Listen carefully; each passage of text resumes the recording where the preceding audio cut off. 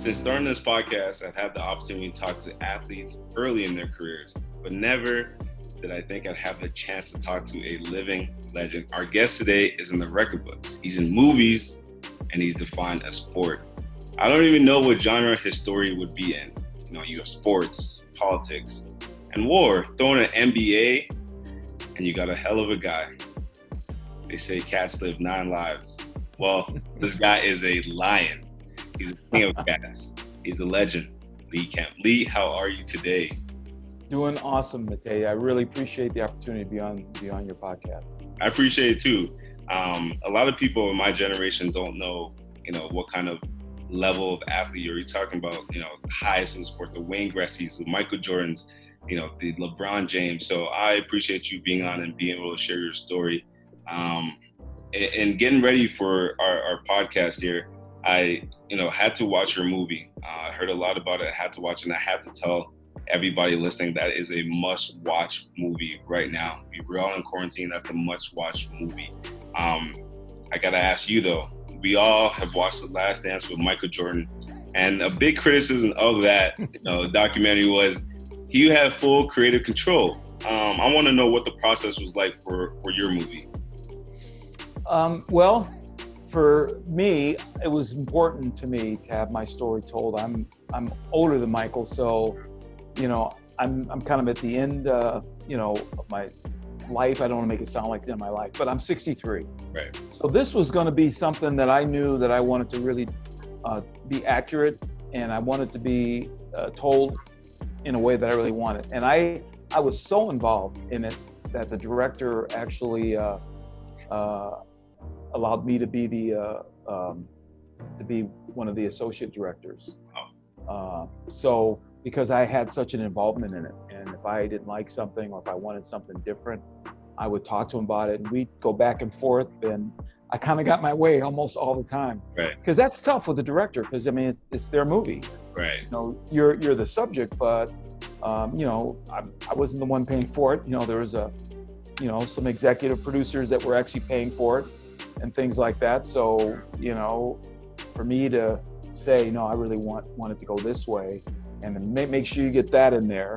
I mean, I did that through the whole way. When you see the credits, you'll see I'm there as an associate producer. So, or director. So when he asked me if I would mind having that credit at the end of the movie, I said sure, because I did have a big part in it. I mean, I wanted it to be told a certain way.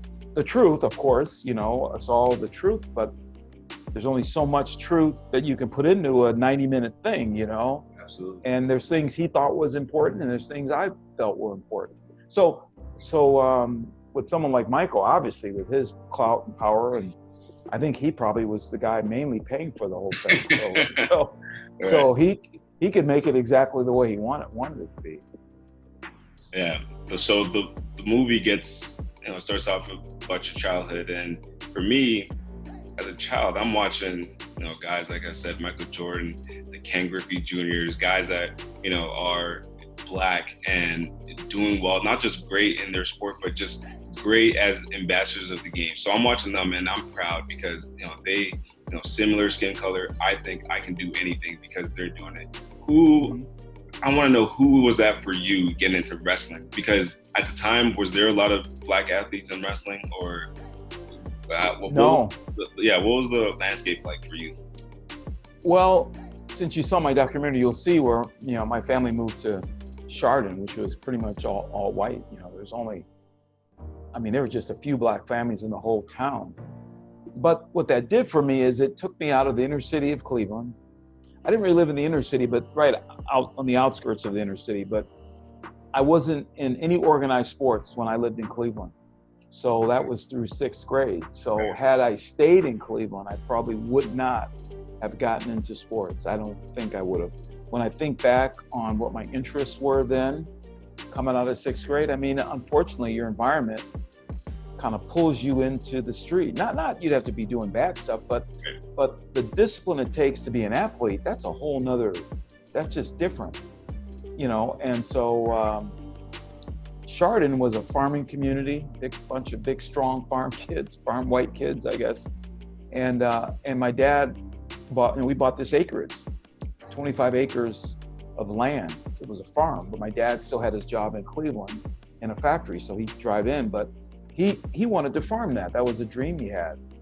So that's how I got there. And my dad, I come from an era where you couldn't talk back to your parents. Yeah. Your parents tell you to go out and do something, you go out and do it. So I was developing a sense of obedience, I guess, to authority my whole life. That's just kind of how I was raised. I got really accustomed to hard work, being on the farm. I mean, the work was really hard. It was just my dad and me. But my influence was, this is going to sound a little strange, but I went out for basketball right away when I got to Charlotte, because that was the thing I was very familiar with coming from Cleveland. So, but I didn't play. And that's where it comes in about what I like to just convey about the individual nature of wrestling, where a coach doesn't decide whether you play or not. When I was on the basketball team, I always felt that I was good enough to play, but I sat on the bench for 2 straight years. I got in for about a total of 30 seconds. And it was that frustration after 2 years of that, my 9th grade year, I was ready to try something different. And I went out for basketball in 9th grade, but I was leaving the wrestling room or leaving basketball practice, dejected. And I walked by the wrestling room and I saw the guys practicing. And to me, it looked like the whole team was practicing. They were in there practicing. And I just loved basketball practice, where I was just sitting on the bench, even in practice. So I didn't even get to play in practice. I was just always pushed on the outskirts, never played in scrimmages. And so I had some friends who were wrestlers, and they were encouraging me to go out. And the gym teacher, we had wrestling back then in high school. And so the gym teacher was the freshman wrestling coach. So he was on me. Lee, you're not wrestling. I mean, you're not playing basketball. If you come out, you're going to wrestle. Right. So why sit on the bench? Come out and wrestle. So, and I was learning some of the fundamentals in gym class. And he said, if you go out right today, you're going to wrestle this weekend because we have a match, and I don't have a 138 pounder. So, and I'm thinking, I'm going to be the guy? I'm going to wear the uniform? I'm going to be the guy out there? He said, yep, if you go out. And I did. And sure enough, that weekend, man, I had a wrestling uniform on and I'm wrestling, and I won my match. So that was it. I was hooked. In terms of a mentor, it was Dan Gable. You probably heard of him. You saw him in my movie. He was the biggest star in America in wrestling. And he was well known throughout the world. The Russians vowed to beat him because the Russians, they don't like getting beat by Americans in anything.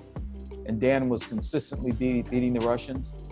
So from my movie, you can see how my relationship with him developed. But it was him, and partly because there wasn't that many black people that were visible in the sport. The only magazine that came out from wrestling didn't have a lot of black people in there. The few that they had, I cut their pictures out, had them on my wall though. Yeah. Lloyd Keiser, Bobby Douglas, Jim Tannehill, Phil Parker. They were all, if I'd find a picture of one of those guys, I had them on my wall because that's who I could relate to. And in 1973, Lloyd Keiser, he ended up going to the military academy, I think the Naval Academy, and was an All-American in wrestling, and ended up being America's first black world champion in 1973. So that was my junior year in high school, and boom, his picture was right up there. Yeah. And I could see him. He was winning the world championships, and that was a year after the Olympics. 1972, Gable won his Olympic Games, and Gable retired. So Lloyd Keiser was an alternate to Gable in 72. So then he finally got his chance, and he won the world championships. And so I was hooked, man. I was like, I want to be just like him, man. I know I can win a world title. And I was just in high school. Yeah, that's super interesting. It's funny how two people can see the same thing and have two different reactions. So you were talking about how, you walked by the wrestling room and you see them wrestling, you see the whole team practicing, and it looks like fun because you just come from basketball where you weren't participating. For me, I was telling you earlier that I saw wrestling in college, and I'm seeing all the guys in there. They look grumpy, they look tired, they're all sweating profusely. They look like they don't want to be there. they're you know what I mean, and they're going after it, and it looks not that I don't like difficult, it just doesn't look fun, right? That's what I saw, and that kind of drew me away from wrestling. So it's funny that you were drawn to wrestling, and that's probably why you were so great. But why? Because that was my experience, and I feel like that's a lot of kids, a lot of athletes, a lot of Black athletes experience with wrestling if they ever do get one. Why do you feel like there aren't more Black wrestlers?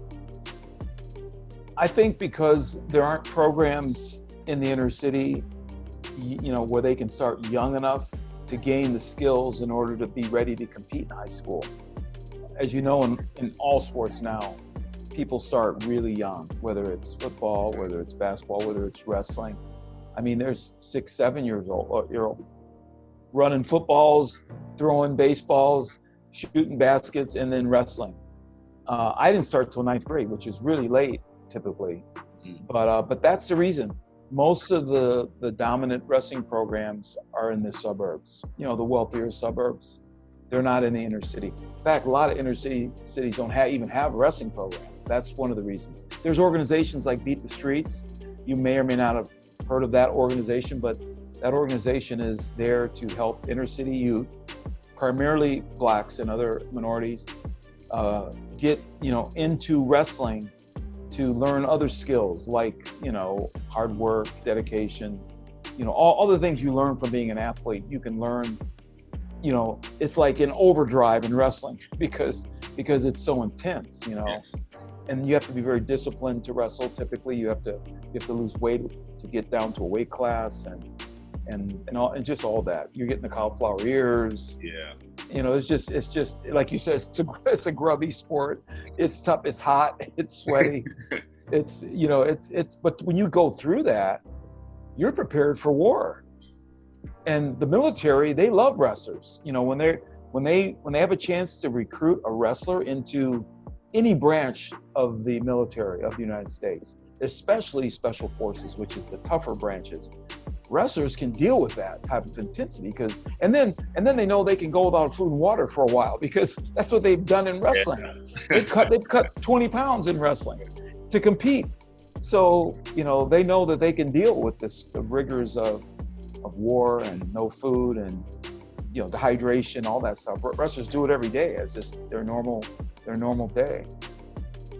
Yeah, one thing, honestly, that always impressed me about wrestlers, how they could be seemingly dead tired, but they can continue at the pace or at the level that they're accustomed to. They're used to being tired like all the time. So that's one thing that's always like impressed me about wrestling, because football is just a different sport where your longest player would probably last for maybe 8 seconds and then you're resting, right? So it's like start and stop. But wrestling is continuous, and that's definitely one thing that's always impressed me about wrestling.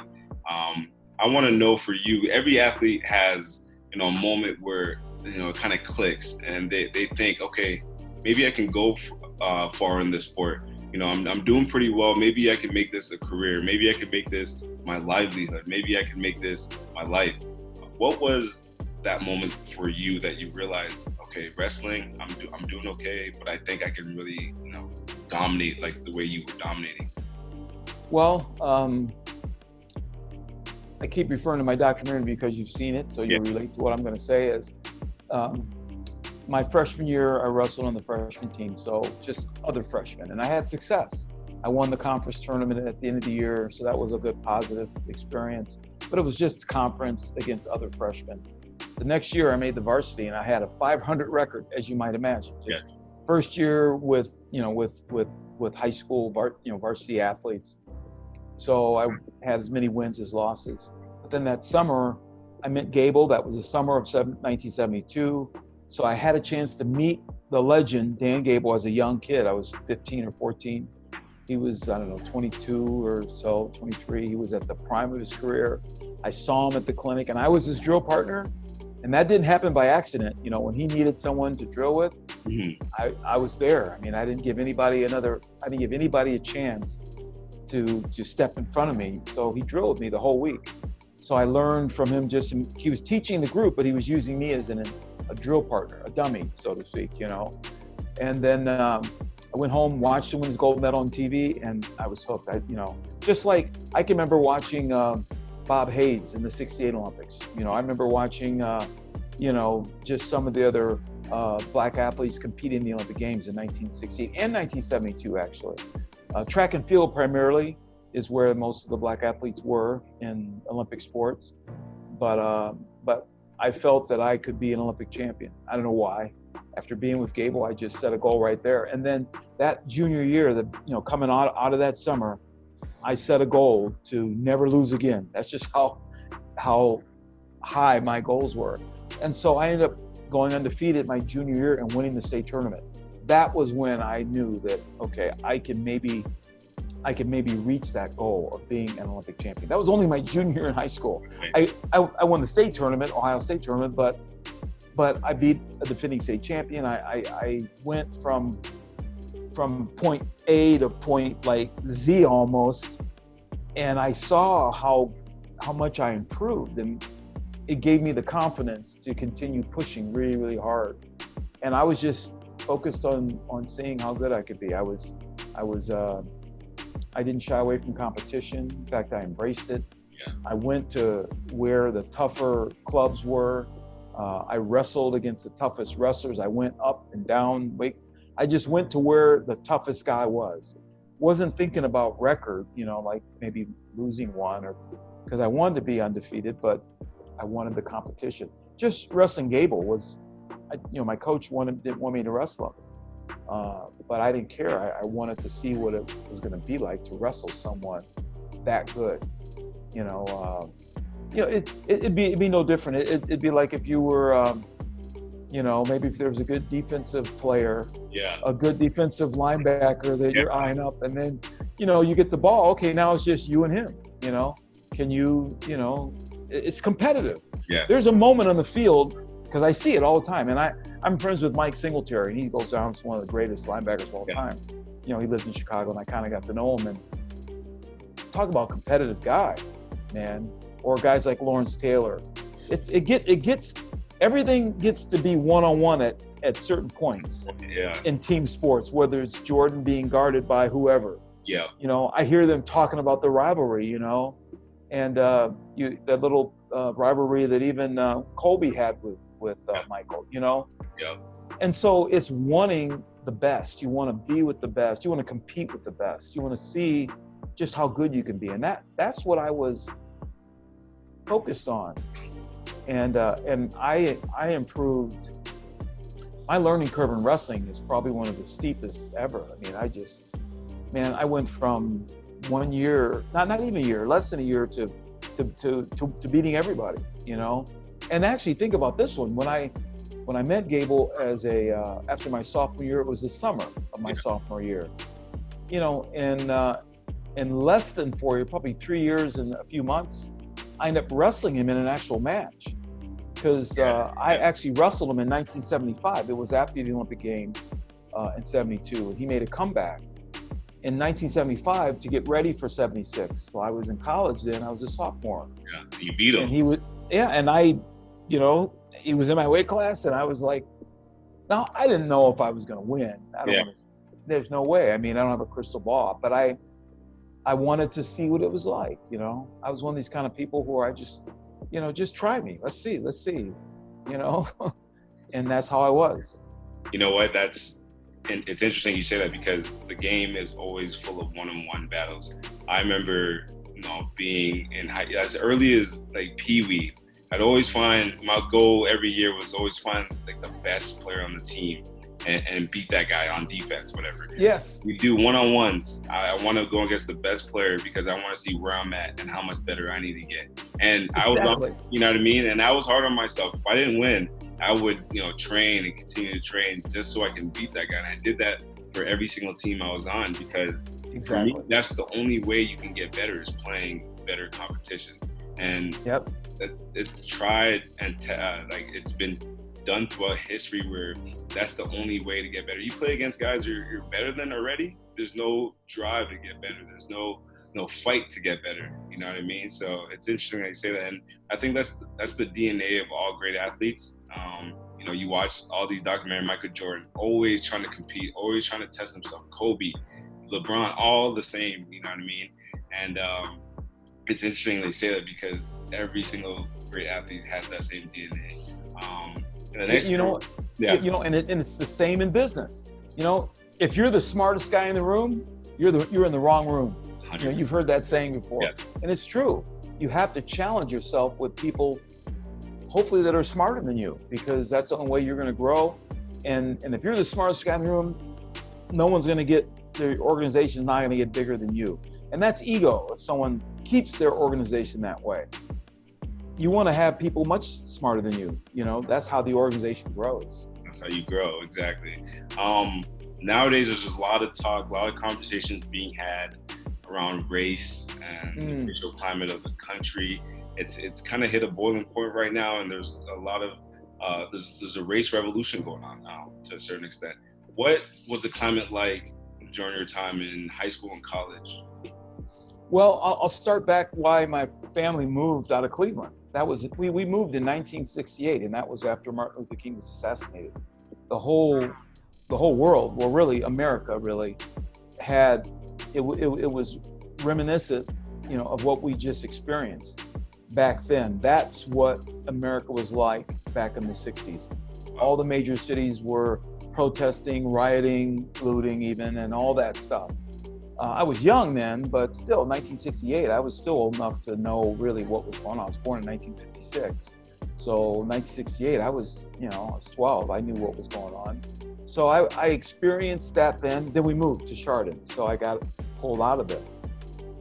When I was in college, Wisconsin's a predominantly white state, you know, for the most part, and the only black people I saw in Wisconsin were the athletes. You know, they recruited the football players out of Chicago and places like that to play football for the Badgers, and the Badgers have always had good football teams because of the recruiting aspect of it.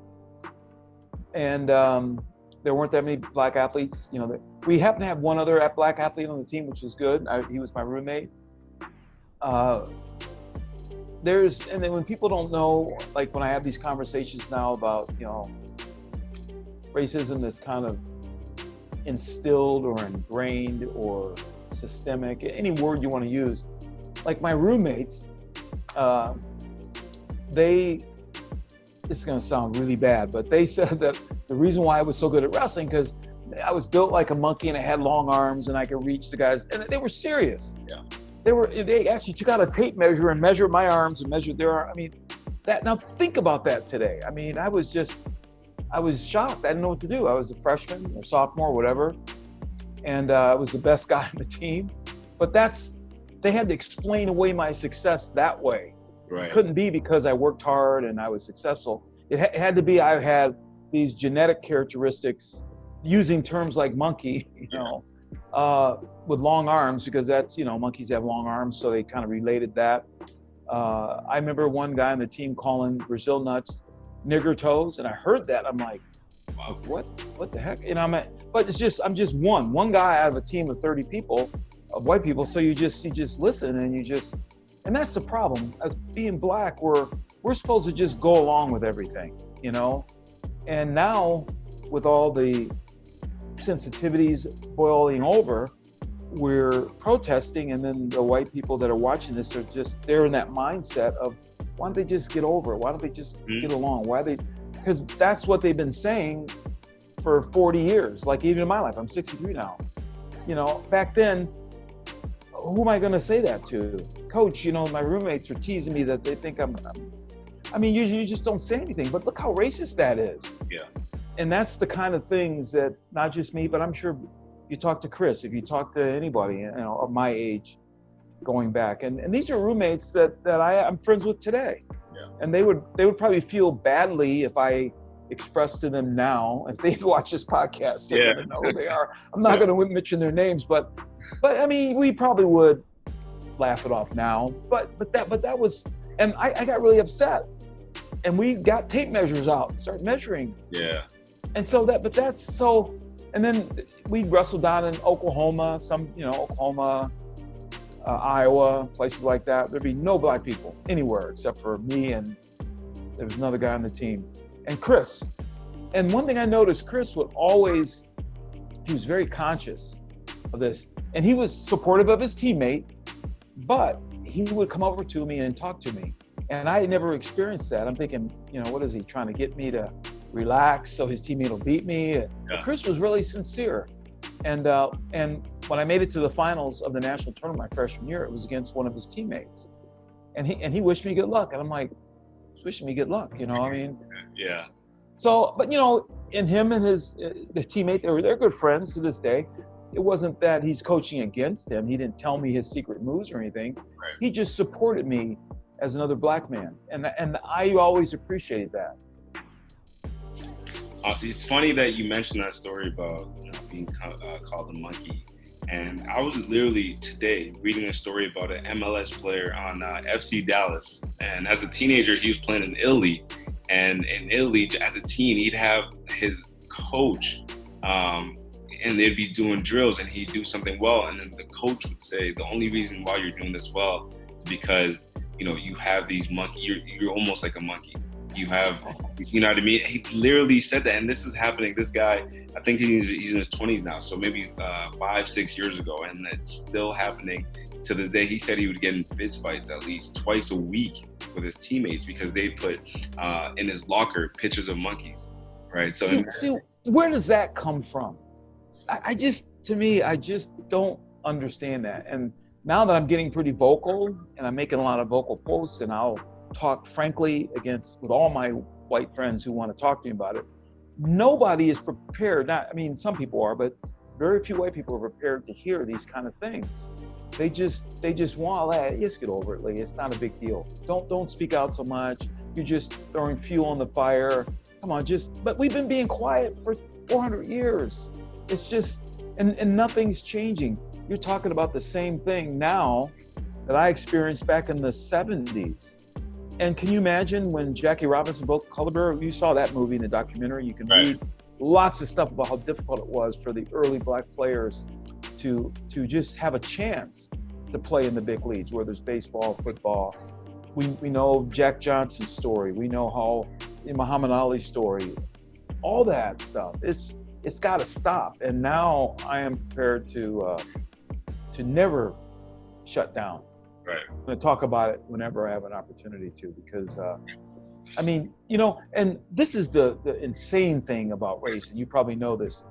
The genetic differences between white people and black people is less than 1/10 of 1% genetically. Other than that, we're all the same. We're talking melanin primarily is the big visual difference between races, just the skin color. And that has created laws that white people created, just like the 1 drop blood rule. Anyone who listening to your podcast doesn't know what that is, just Google 1 drop blood rule in the USA. There's laws on the books in the legislature to try to identify people that are black. And the 1 drop means, like, if they can prove there's some black lineage in your line, anywhere you're black, because they want to separate you and that whole lineage. So that's how stupid this whole thing is. It's honestly unbelievable. And I have the quote here from him. He said, daily, I had to deal with my coach calling me a monkey or telling me I need to go back to the jungle in Africa. Black players don't have technique. They're just fast. Go run. We brought you here to run. He said, if I told a younger guy to do something, he'd say, no, I don't have to do it because you're black. This isn't Italy. He said, I would have monkey stickers posted at my locker at times, and I'd be getting fist fights twice a week. And that's a guy, this is like 4 or 5 years ago where this is still happening in America. And people have the nerve to question why these riots and protests are happening. And I'm so happy, like you said, about that we're actually having these conversations. And the biggest thing I'm happy about is white people realizing what's been going on, finally realizing what's been going on, and not just saying it's okay not to be racist, but speaking up and saying, I need to do something. I need to help because it's gone on for too long. And obviously it's taken a while, but that's a positive sign in my eyes, for sure. So, yeah, go ahead. No, we need these white voices. 100. We need these white voices because they've they hear us saying it, and it's like, oh, just get over it. You're complaining, and then they have these weak responses, straw man responses. That, oh, you're throwing the race card. Oh, you're playing the victim. Oh, just to shut you up, Right. just so that okay, you're not listening. You're trying to shut me up. And that's, I get that 80% of the time. Please just go over it, man. It's your choices that you're making. If you just make better, if your black people would make better choices, they wouldn't be in the situation they're in. That's the problem. Kevin Dunn, I'll use this example. I'll throw this out there real quick. People like to throw out there, well, black people are killing each other at record rates in Chicago and various cities throughout but when you look at the amount of time we've been in this situation, Kevin gives an example. If you take Beverly Hills, which we all have an image in our mind what Beverly Hills is like. If the white men in Beverly Hills, 1 out of every 4 got sentenced to jail for longer than normal time, and then when they serve their longer than normal sentences, they go back to the only place they know, and in this example it's Beverly Hills. If that cycle went on for 50, 60 years, what would Beverly Hills look like today? Wow. And that's what Chicago's like that. I mean, when you're in Chicago, you don't have job opportunities. You get wrongly put in jail. Black people were put in jail for just loitering. That was the term they gave it. But right after slavery ended, they just let all these black people go. And so they rounded them back up again, saying they were violating laws on the books called loitering. Now they're thrown in jail again. So that cycle keeps going. And then when you finally get out, the only place that you can go back to is where you're from, and the cycle just keeps going. So how long does it take before you have a Chicago, or you have a Detroit, or you have an LA? So I try to get white people that want to talk about this to understand that part of it. And it's proven even with animals, if you have any, whether it's humans, animals, whatever, in situations where they're in close quarters with a lot of stress, they start attacking each other. And that's, and it doesn't make sense if you're not in that environment, but if you're in that environment, it just keeps feeding on itself. So Beverly Hills could look like South Side of Chicago if it was reversed, and they start arresting all the, 1 out of every 4 white guy, and making it so they can't get a job, and making it so they're being oppressed, and pretty soon nobody would want to go to Beverly Hills. So it'd be a war zone. Yeah, no, it's unbelievable when you really break it down and think about it. And also, like just a quick point, like when slavery ended, police forces, how police actually started was slave patrol.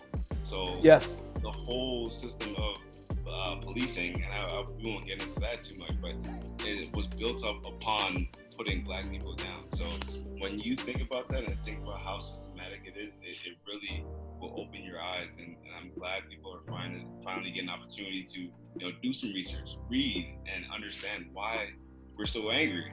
You know what I mean? Yes. So it's phenomenal. I want to get into this. So we talked about how wrestling is predominantly a white sport, and the political climate in the U.S. Is where you see John Carlos famously raise his fist in 1968. What was that for you like? What was that like for us seeing Kaepernick kneel? How did you experience that? Again, I was young. I understood even then. I understood why, because I had even studied Jesse Owens. So I was a guy who would study some of the black athletes, like Jesse Owens, like Harrison Dillard. Jesse Owens was a hero. We all know he was a hero. They made movies about him. But when he came back to the States, he couldn't even get a job. He was treated horribly. He entered the military, as what they kind of tried to tell Muhammad Ali, that he would have a role similar to Jesse Owens. He would just be doing, whatever, speaking engagements, tours, even, and Muhammad didn't really go for that because he protested the war. What I'm saying is, I understood why he was protesting, but I was so young and I wasn't like in feeling it the way He might have been feeling it because I wasn't out in the workforce yet. I wasn't feeling, because I was a kid. I was just a kid. But my parents certainly could feel it. And I'd have conversations with my dad about things like that. But so I understood why he did it. I was sort of proud of it because, you know, that was during the, you know, the James Brown era where he was creating songs like I'm Black and I'm Proud. And it was a whole movement. It was a shift. He created a shift of Black pride that I've never sensed the same since that time. I mean, we started to wear our hair natural. The women did too. It was, you know, that was when the Black Panthers came on the scene. It was a real powerful time period. And so as a Black person, we were all proud. I never knew how much they all suffered though from doing that. Right. I mean, their whole lives were ruined. And the white guy from South Africa that supported them, you know, he was on that award stand as well. Yeah. And he wore the same patch because he was interested in what they were doing with the glove and the patch and stuff. So he listened to their story and he said, sure, I'll wear the patch. So he stood on the award stand too. And because he supported them, wearing the same patch that they were wearing, his life was horrible. Yeah. And you probably have read about that. His life was done. He died young, I would say, and he couldn't find work. He was just ostracized because he supported these Black men in that protest. So during when you're in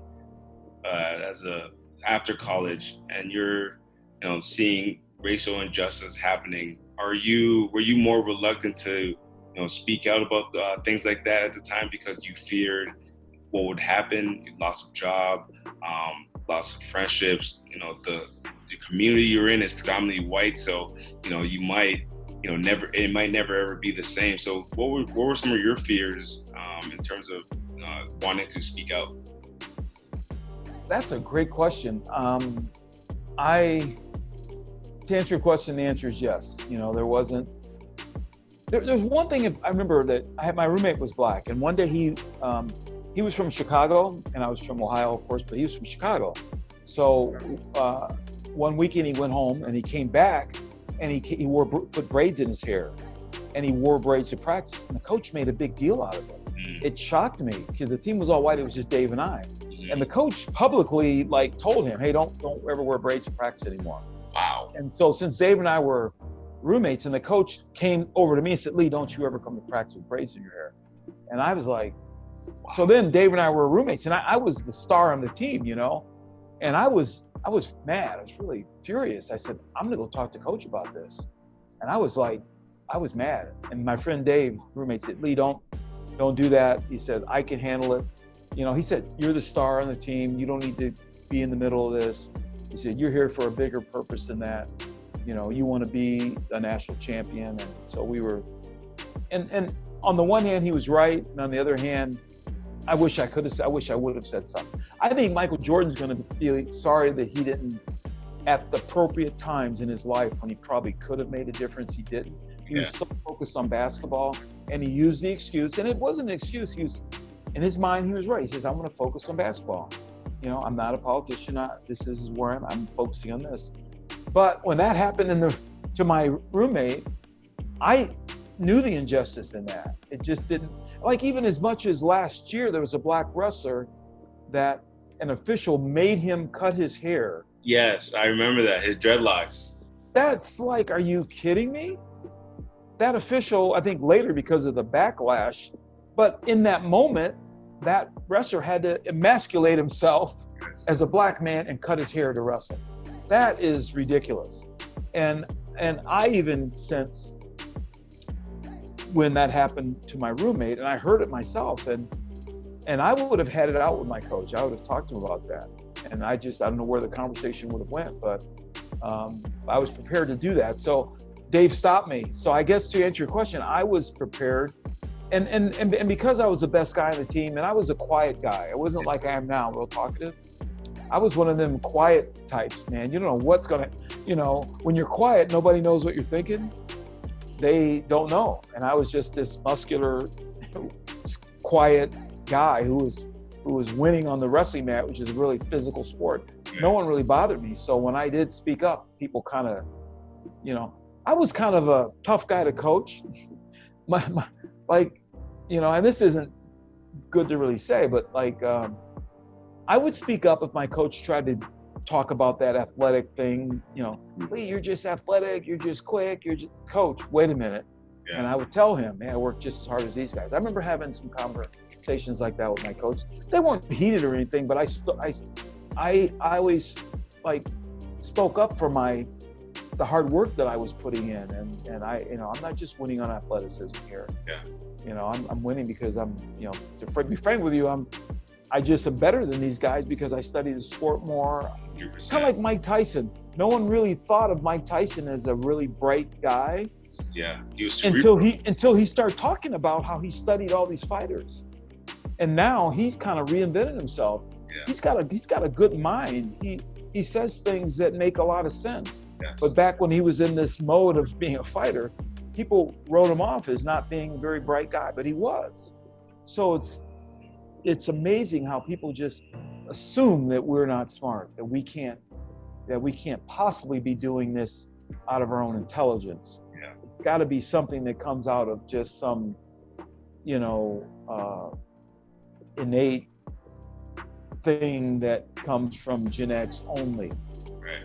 Oh, and then I'll say this: there's some coaches, I won't mention the coach's name, but and they were the perennial winners in wrestling. So when they would go up against a really athletic black guy like me or like Chris Campbell, the coach would always tell their white athletes, just remember, chocolate melts if you put enough heat on it. So those athletes use their conditioning and just tried to out-condition these really athletic black athletes. And and so these white guys go out there with the thinking that he's gonna quit. He's gonna, chocolate melts. Yeah.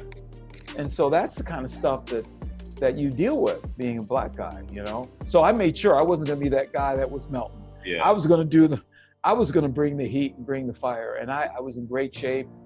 I mean, never have I lost a match because didn't lose many anyway, but it wasn't because of conditioning and it wasn't because of knowledge. In fact, I think in my era, I was probably, I just felt like I knew more than anybody really around me. That's why I was winning so much. So, yeah, those kind of microaggressions, they show up all the time. Even now, you'll be watching football, you watch a white receiver, white running back, he'll do something amazing on the field, and they'll say, oh, he was so crafty, or he's so intelligent, or, you know what I mean? He's always in the right spot. But a black guy could do the exact same thing. Oh, he's quick, he's fast, he's athletic. Those things always show up. And I talked about it with my last guest we had on our show, Tom Brady. Be on the sideline, yelling at his teammates, yelling at his coaches, cussing out, his head coach, right? A black guy does that, and he got an attitude. Oh, locker room. He's coachable. Get him out of here. You know what I mean? And those things show up all the time, and it's ingrained in sport. And I think because for a lot of the times, the representation, the people at the top, the head coaches, are most of the time they're white. The announcers, the top announcers, are most of the time white, and they are commentating based on their experiences in their lives, and sometimes it comes out in ways that is masked, but if you dig deep, you'll see it. John McEnroe in tennis. Just think about that one for a second. Ooh. If a black guy acted like that, he wouldn't have got past like a year in the sport. He would have been banished from the sport. Right, especially in that time. That time. Oh man, it's unbelievable. But you mentioned earlier that you regret kind of not speaking out early in your career, and you're seeing a lot of athletes that are thrust into the spotlight, and to become political leaders, not just politically, but leaders in general. Do you think it's unfair pressure on these guys, many of whom they're not really qualified to be in the spotlight, but they're just because they're highly trained athletes, they're kind of pushed into that spotlight. People want to hear from them. They influence people. Do you think it's unfair, the pressure? I think it's very unfair, very, very unfair, because you could say something in a soundbite that could stay with you for the rest of your life, and that's kind of why Michael Jordan, maybe he was smart for stepping back, because he was going for legacy, right? He was going for something much bigger than the game itself. he recognized how good he was, and he wanted to explore that without any distractions. So could he have stepped up a little bit? And maybe that's kind of my point now when he looks back on all that. Maybe he could have done a little something. He could have just got in there a little bit just to let people know, hey, this is like LeBron James. Yeah. LeBron James versus kind of the way Michael Jordan versus Kareem Abdul-Jabbar. Kareem was very vocal through his whole career, and I think maybe that's why he didn't have, the same notoriety that some of the other players might have had.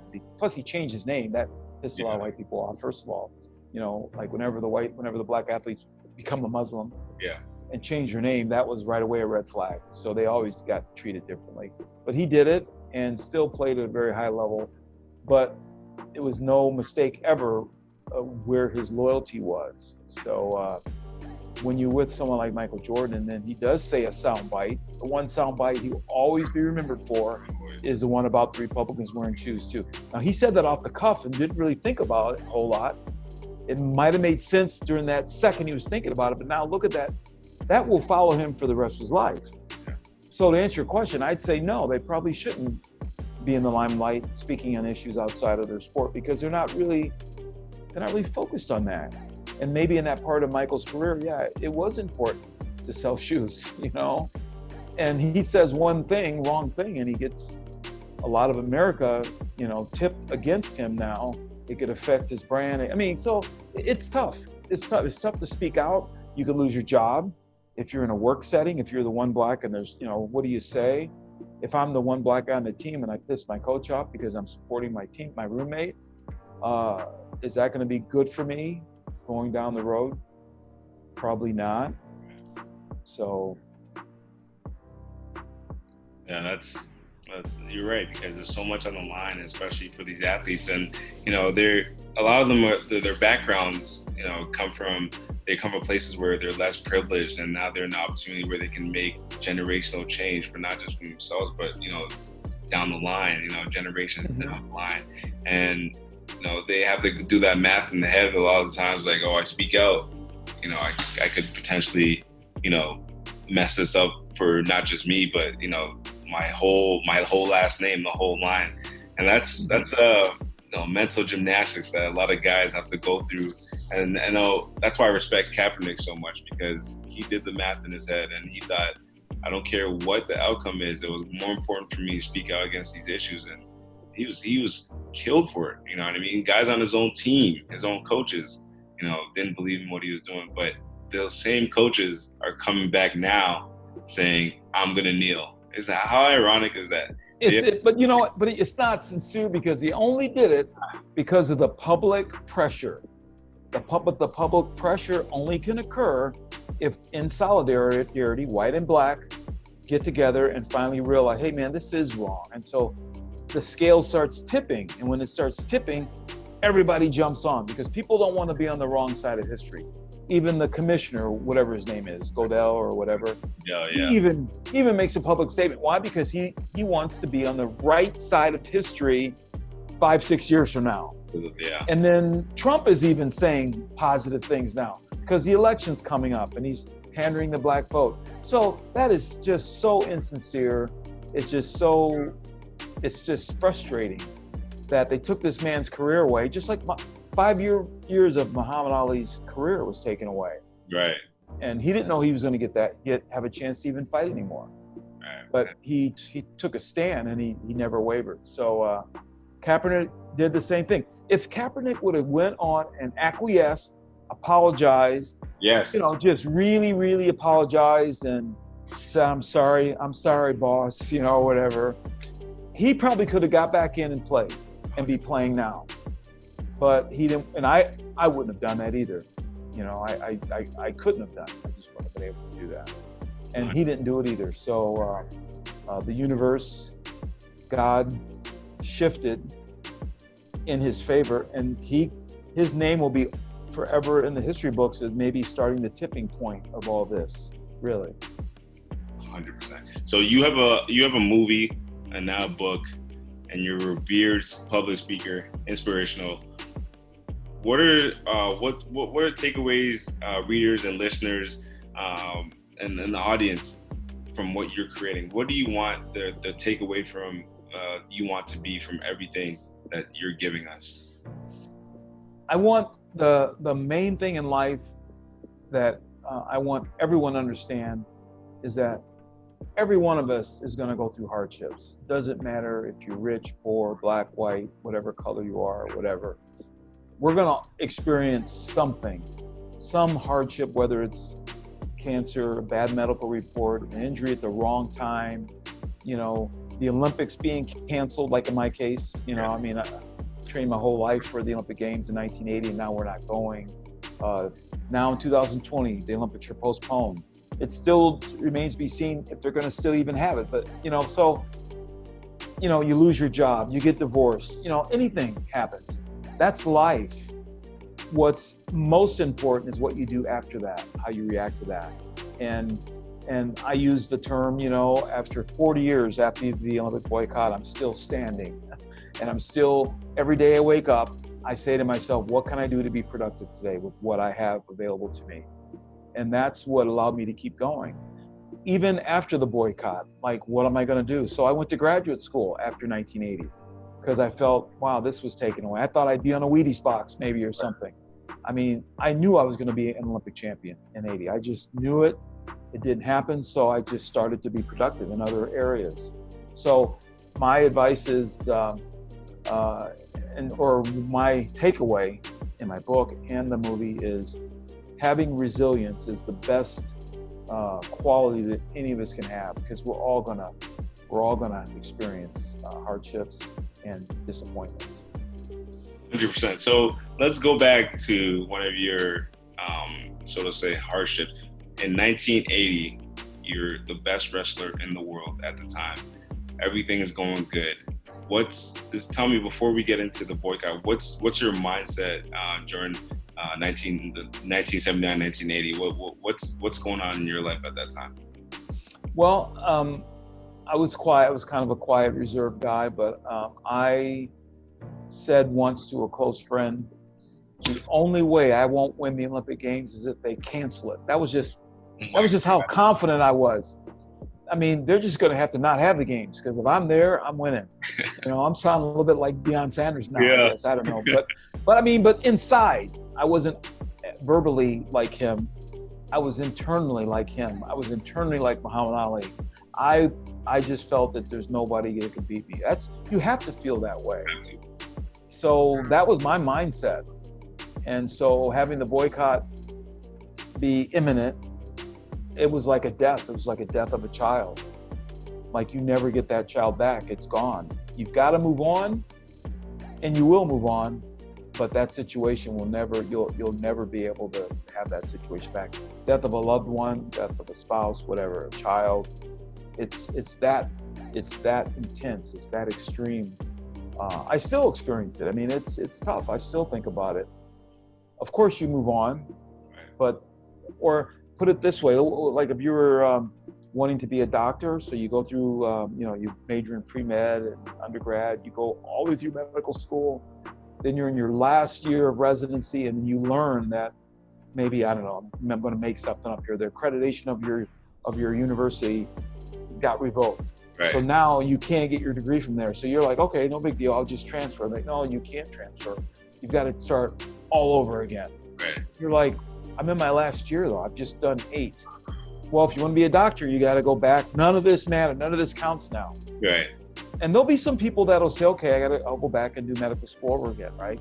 That's what it was like trying to go back and get ready for me, for 1984 and the other Olympians. You got 4 years now. You got to go back.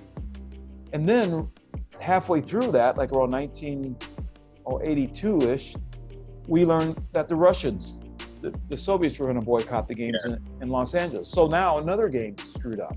Yeah. So when you want to be the best in the world, you want the best in the world there. And if the Russians in wrestling are the best in the world, so you're not going to beat a Russian to be Olympic champion. You're going to beat someone from Canada, because Russia and their allied nations boycott the games too. So out of a normal Olympic Games where we might have 2 or 3 gold medalists out of 10 weight classes, in 1984 we had 7 gold medalists, because the competition is that dramatically different. 7 gold medalists and 2 silvers. And then one guy got injured, and he probably would have won. So it just, I'm not taking anything away from the wrestlers that won a gold medal in '84, because I wish I would have made the team and got my gold medal too. I didn't make the team. I got beat by David Schultz. He made the team, and then he won his gold medal. Just like I felt like it was a different kind of a gold medal, because it was, you know, the Russians and their allied countries boycotted. So there's no way to it's like you can't bring a child back. That's what it's like. It's gone. Yeah. You've learned that your child died. Yeah. That's definitely excruciating. And, you know, in doing research, I saw that the games were so close to being in I think Los Angeles and in the US at the time. And I think about what would have happened if the US had gotten the games. Like what does Lee Kemp look like right now if the US has the games, you win that gold medal? What does the sport look like for black athletes? What does Lee Kemp and the sport of wrestling look like right now? Like, had I won a gold medal? How do you want a gold medal? Yes. Well, it wouldn't have been, you know, it's not as lucrative as some sports, of course, but it certainly is a plus. I'll use Henry Cejudo as an example. He was an Olympic gold medalist in the 2008 Olympic Games, and I was one of the coaches of that team. Yeah. And he was the only American gold medalist. And he did some commercials after that, some mainstream commercials, like with, you know, some mainstream brands. But he made the bulk of his money in fighting and the UFC. But wrestling gold medal gave him a platform, at least a high platform to start from. And within 5 or 6 fights, he was in line for a title fight.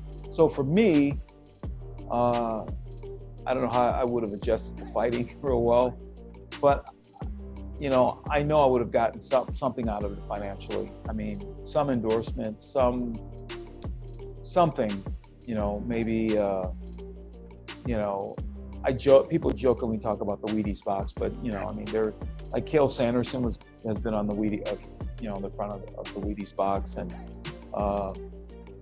it would have certainly given some notoriety, high-level notoriety, which could open the door for more speaking engagements, could open the door for maybe even some business relationships. So yeah, the gold medal would have definitely been something that I could have benefited off of, for sure. And what's it like after such a decorated career? What's it like coaching right now? Because you look at guys like Michael Jordan, Wayne Gretzky, you know, the way they look at coaching, it's tough for them to relate to athletes because, you know, they'll tell them, hey, just do this. But a lot of people can't do it like the way, you know, Wayne Gretzky and Michael Jordan were doing it. So they have a tough time, you know, kind of coaching and getting, you know, their thoughts across or just explain the way they want things done. What's your experience like being coaching?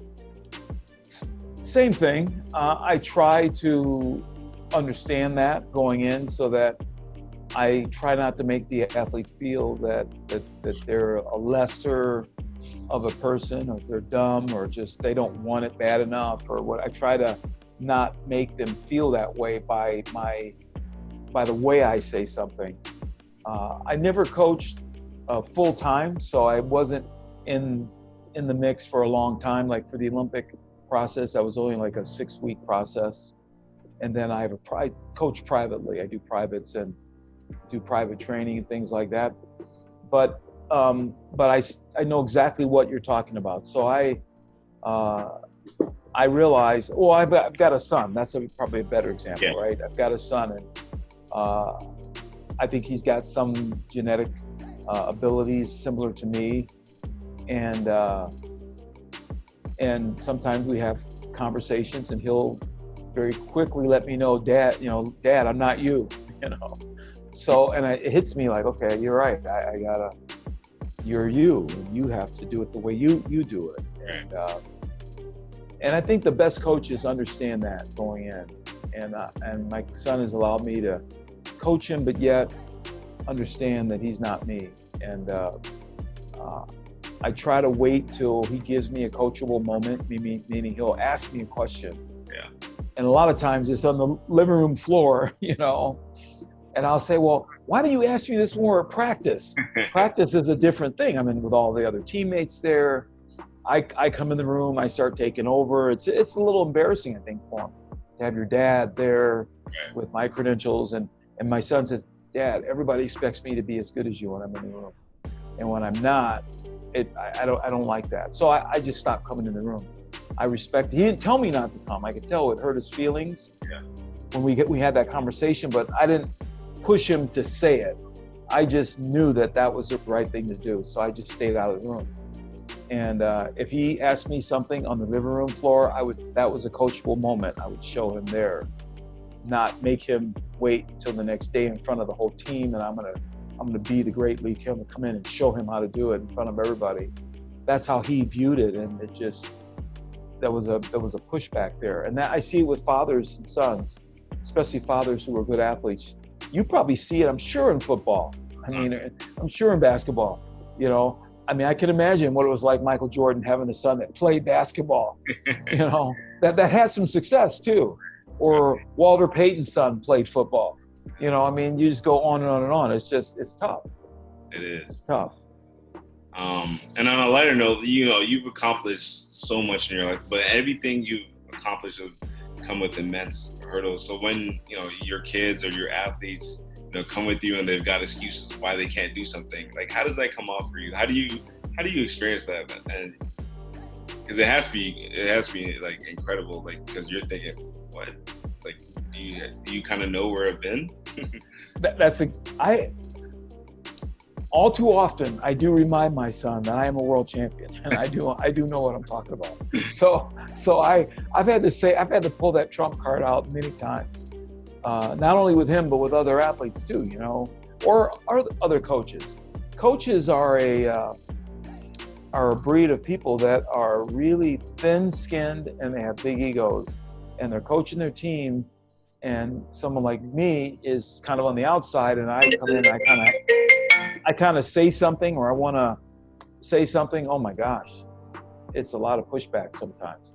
But on the other hand, I have coaches that invite me in. They want that knowledge. And so, but I always be respectful of the coach. So even though they're letting me in, I still stay very respectful of the coach. And I appreciate that they're willing to allow me to talk a little bit and show some of my knowledge. So it goes both ways.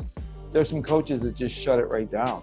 They just they try to show me what to do, and I'm like, stop. I don't really need you to show me how to do that move, really, please. And I had to tell one coach, I said, look, the coach came up to me and said, how come you're not showing what I was teaching?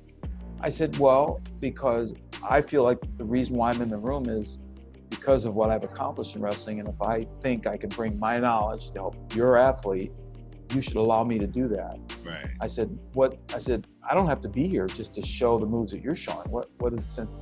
I said, that doesn't make any sense to me. I looked at him right now, I said, I don't need to be here. I can leave right now. That's what you want me to do, is just show what you're showing. Then I don't have to be here. I'm here because of who I am and what I think what I offer, and what I think I have to offer. So. Yeah, and that goes back to what we were talking about earlier, is you think you're the smartest guy in the room, you're in the wrong room. So you're not there to be teaching them what they already know or what this coach is. Exactly. You're there to get them at another level. That's the reason you're there.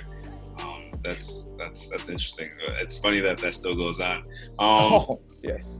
I want to know, so of all your records, all your accolades, which one stands out to you the most? Because for me, having the youngest champion, world champion ever at 21, and it stood for 30 years. I was looking up records that stood for 30 years, and I had a hard time finding a lot that was notable. There was a 400-meter runner that had a record that stood for almost 34 years.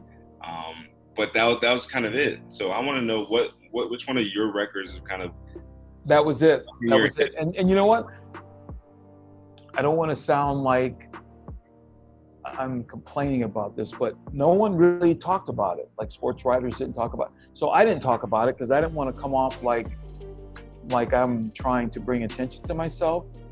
but a few selected people would mention it, but it wasn't like front and center in the media. And you know when it became front and center in the media is when a wrestler broke it. It's like, whoa, Kyle Snyder is the youngest American ever won a world title. It was like, you know, bells and whistles. And I'm thinking, and in the article, I thought, okay, that's cool. Yeah. And I said, surely they're going to mention who was the guy's record that was broken. So my name's going to be in there somewhere.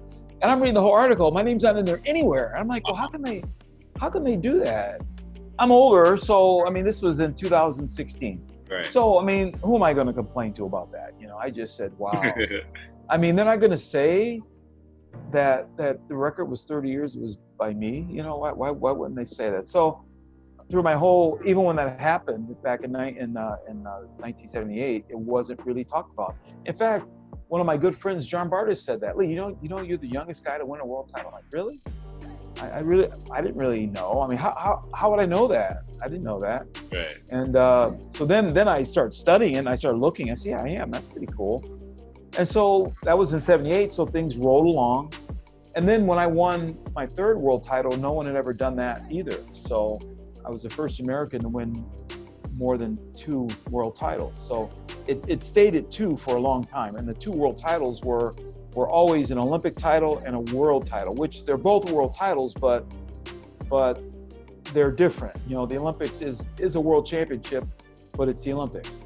So the world championship sometimes is thought of as being harder. So we've had Americans win 1 world championship and 1 Olympic. So it was always, they called that 2. So when I won 3 world championships, that was just by far more than anyone had ever done before. No American had ever won more than 1 world championship, and then they won Olympics with that, but never 2 world championships in a row, like consecutive. Right. And then 80 would have been the third if we would have had 80. It was 78, 79, and 80 was the boycott. Right. And then I won a bronze in 81 and then a gold in 82. In 81, our coach, like I never knew this, but our national team coach made a post, and I'll try to, you know, anyway, he was our national team coach, and he said that there was some politics going on in my match that caused me to lose it. And he didn't say it was a racial thing. He said, right. he laid out the facts and just said, I'll leave it to you to put your own interpretation to it. The only 2 black wrestlers from America were the 2 wrestlers that got cheated. Well, maybe that's too strong a word. The officiating was definitely skewed heavily, and it affected me and Greg Gibson, another black wrestler, where it cost us world championships, world titles. So I would have won 4 world titles if that didn't happen. And my coach put it in writing. He put it out there in social media, and he said it. And when he said it, I latched onto it because I never would want to say it to anybody. Right.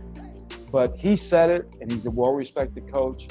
And I screenshotted it, but he talks about it. He says, yeah, he said before the tournament, they were out to get you guys, Lee. And I don't know, because there's too many black guys on our team or something. And, you know, you guys had to be perfect. Otherwise they were going to take it from you. So, they were telling him that, Lee Kemp's a good wrestler. You got to get him to score more points so the matches aren't close. And, a lot of my matches were close. So the West German never really scored a point on me. So the referee used his discretion to give the West German a point, and that gave that West German a victory. He didn't score on me, but it was some action where the West German kind of pushed me out of bounds. And so the referees have the ability to call one wrestler passive. Yes. So he gave the other guy a point. He never actually he never scored on me, and that was the winning point that gave this guy the victory. But I came back the next year and beat him. So it was, but Greg Gibson though, it cost him a world title, and he was clearly, I mean, it was just like your heart just sank when you saw that happen to him, and it happened to the 2 black wrestlers from the USA. So. And I know you're a motivational speaker now. And what happened to you in 1980? I know it's a tragedy. It was devastating for you, like losing a child, is there any kind of silver lining from that you take? Yeah, this sounds like couldn't possibly be true. But have you ever seen someone that was severely handicapped? Maybe like Anthony Robles. I don't know if you know that name. He was a wrestler that had one leg that ended up winning the national title. Yeah. Or Kyle Maynard. I don't know if you know Kyle Maynard. He's got no arms and legs, and he ended up wrestling and doing all kinds of great things. I'm giving you examples of people who will say sometimes, or even like Stevie Wonder or Ray Charles. Yeah. They had severe handicaps, right? To people who don't have any handicaps, we say, I don't want to be that way. And really, we don't want to. But each of these people that have gone on and pushed beyond their handicap and had great success, they talk about their handicap as being, not something that they wanted, but something that helped drive them and it helped shape them as to who they ended up becoming. And sometimes it takes a disappointment, it takes a hardship, it takes something really tragic to make you become the beloved figure that you become. Maybe like Muhammad Ali became that beloved figure because of the great tragedy and hardship that he went through. I don't think he would be viewed the exact same way that he is now because of that hardship. Would it have been nice to have those 5 years back and all those championships and those millions of dollars? Well, I bet he would say probably at the end of his life, he was proud of the fact that he stood to his convictions and he was able to walk away from something monetary in order to gain something that was even more valuable. So I would say that I've had to become more resilient. I've had to fight a little harder. I've had to, this documentary wouldn't have probably come about. It sounds strange, but it just made my life something that could be an inspiration to other people. I've been asked to speak on numerous occasions now because of the Olympic postponement, because I was one of the athletes that have gone through that 80 disappointment, and it was felt that I could lend some advice and wisdom to these current athletes. Edwin Moses, who you've heard of, he went through the boycott in 80, but he did make the 84 team. I think he even made the 88 team, but I went through the boycott with him too, and he's a leader and has gone on to do some great things. He had a public town hall meeting in the Zoom podcast. Yeah. You may or may not have known about that, but he had me on the panel, and I got a chance. It was specifically for the 80 Olympians that went through the boycott. There was probably 30 people on. I was one of them. Greg Louganis came on. There was just lots of Olympians that were on that podcast and went through the 80 boycott, and we talked about it. It's really pretty cool. It's still available. Yeah. Maybe I'll give you the link. Maybe you can even post it. Please. I definitely, and but we're getting close to the end. I want to know, where do you see the sport going from here? Well, women and girls are making the sport more popular, I could say, or more popular. It's adding more inclusion, which is always good. But I think it could be the thing that kind of saves wrestling, to be honest with you, because a lot of girls wanted to wrestle. They were wrestling anyway. Yeah. They were wrestling on the boys' teams. Now, just last week, I saw in the news that the NCAA announced Division I women's wrestling as an emerging sport, meaning they've given the green light for colleges to start D1 college wrestling program for women, for girls, for young women. And that's a huge thing. That's huge. Of course, there's Olympics for women. They can be Olympic champions, world champions. Now they can be college D1 national champions as well. So I see the sport getting bigger that way, just because you're adding women to it. And they're pretty skilled. In fact, I did a wrestling private day with two girls. So two high-level girls from California. They're in high school, and they have aspirations. They have girls wrestling in high school here in California. So they're aspiring to be state champions. They're aspiring to be national champions at their age group level, and they have aspirations of making national teams, maybe Olympic and world medals. So I think the sport's going to grow. if nothing else, as you know, we talked about it, wrestling is like the training ground for UFC fighters. Yes. You know, the top UFC fighters are wrestlers. And a lot of the top women that are at the top in the UFC have strong wrestling backgrounds, and I've worked with some of them. So Sarah McMahon's one. She was an Olympic silver medalist in wrestling. She is fighting now, so she's one of the top women that fight. Cindy Carvillo, she's just won a fight just last week. She's got strong wrestling in her background. I've worked with her on wrestling, and she used wrestling to win her last fight, actually. So wrestling is just, if UFC brings attention to it, that's a good thing, which it is bringing attention to it. Women are bringing attention to wrestling. So I would say the future for wrestling is pretty bright. We've got the inclusion of women. How do we get the inclusion of more Black coaches? Because I was looking it up. There's only 2 NCAA head coaches who are Black. So how do we change that? Because if we can get more Black coaches, they can recruit more Black players. I think that's a positive for the sport. Oh, and there should be more. I think first of all, the Beat the Streets program might be something that is a grassroots thing that could start, because, you know, when you have Black people living concentrated in the inner city, a lot of Black kids don't have even the opportunity to wrestle without a program like Beat the Streets. It's a program that comes in, it's a nonprofit.